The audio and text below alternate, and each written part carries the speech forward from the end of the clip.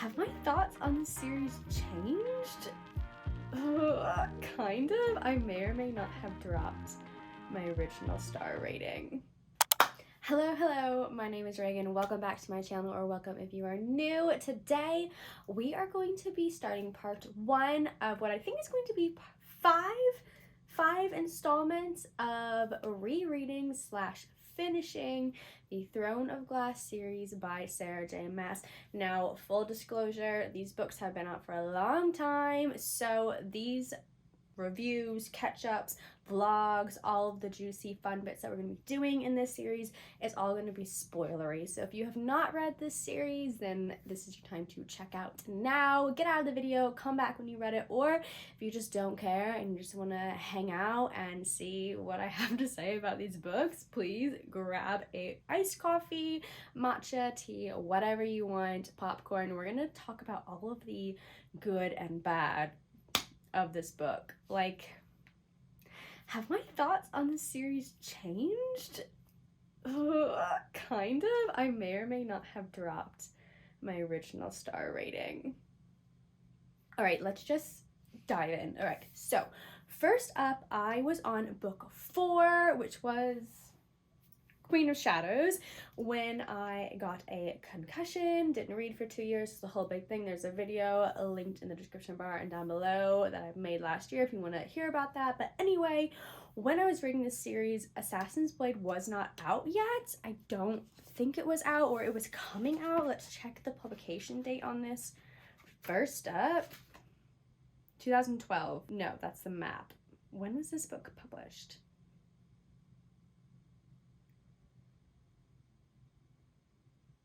No, 2012. Okay, I guess this book was already out. Why didn't I read it? Maybe people said that there were spoilers? I'm unsure, but I didn't read this book. So, I started with this one this time, and then moved on to Throne of Glass, which originally I started with Throne of Glass, and I am happy to say that I started this book first, because it was a way, like an easy way back into this world. I remember, here come the spoilers, I remember Selena was an assassin. I remember she fell in love with the original man, and I was like, yay, like, let's go, Cole. And then he did something, and then she fell in love with this, like, fairy guy, and she's actually a queen. This I remember. I remember the king is bad. I remember there's something to do with, like, a black rock in this first book.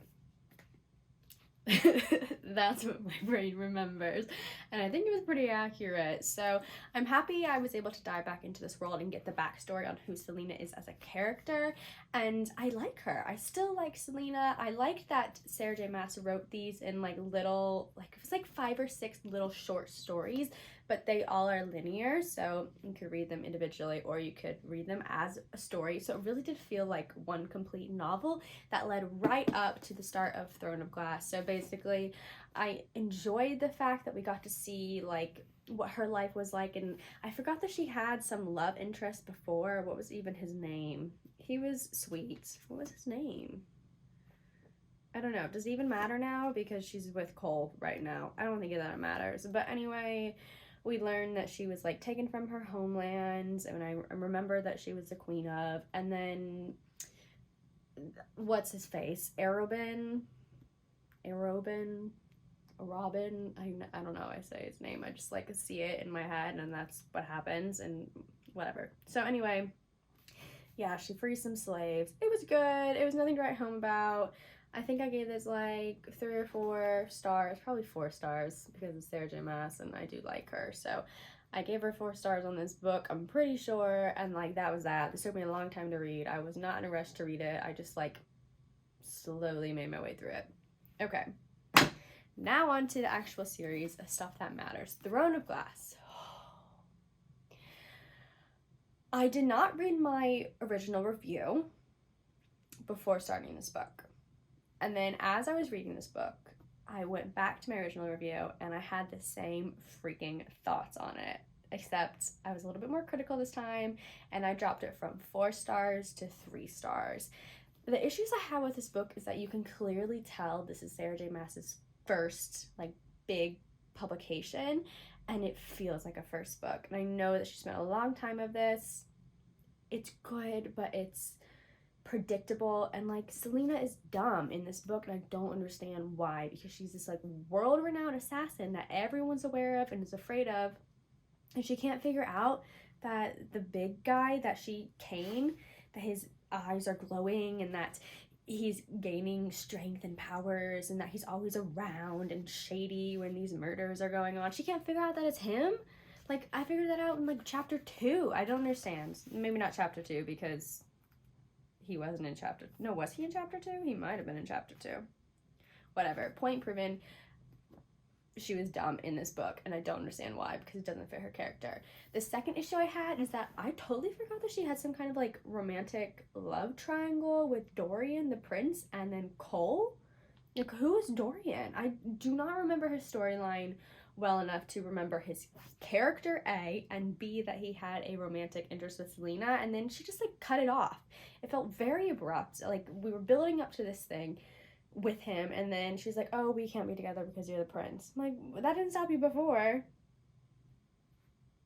I did think that Sarah J. Maas like was good about making us like both Cole and Dorian, but obviously we're gonna go for like the moody, broody guy, Cole, so I'm here for it. But obviously I know that she doesn't end up with Captain Westfall, so yeah, unsure about how that's going to go down. But then there was this other girl who I also forgot about. She had like her own chapters. What was her name?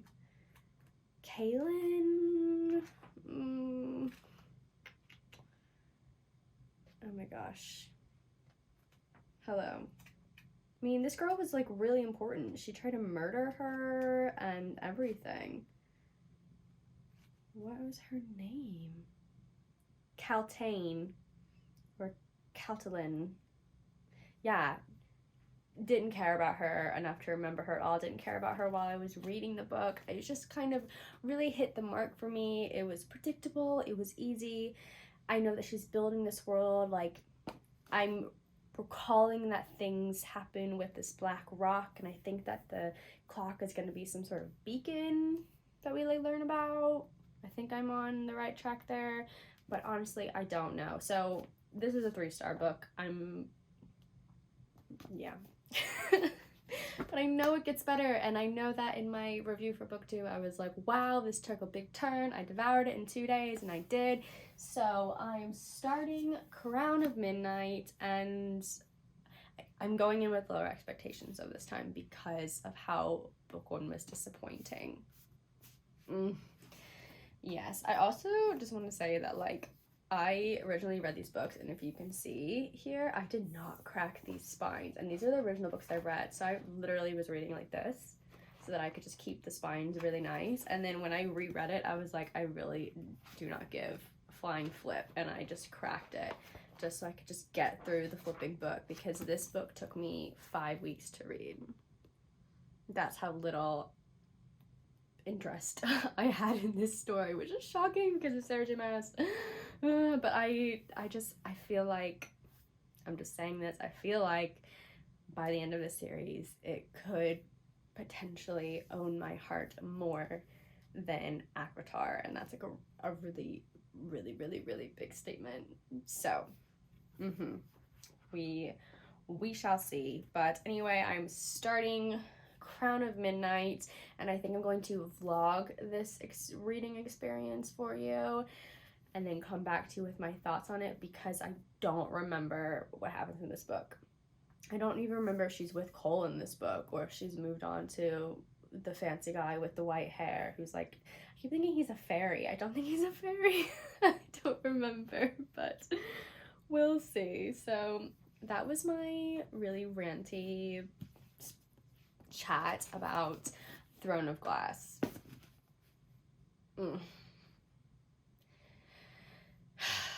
It weighs heavy on my heart that I had to drop this book a star, but it is what it is. You know, there's always going to be the good and the bad that an author gives out, and this was clearly a first book, and I do love that she says in the acknowledgements that she started writing this book when she was like 16 or something.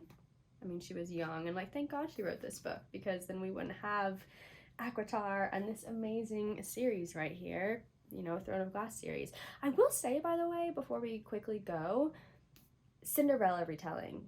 Everyone says this is Cinderella retelling. I do not see it.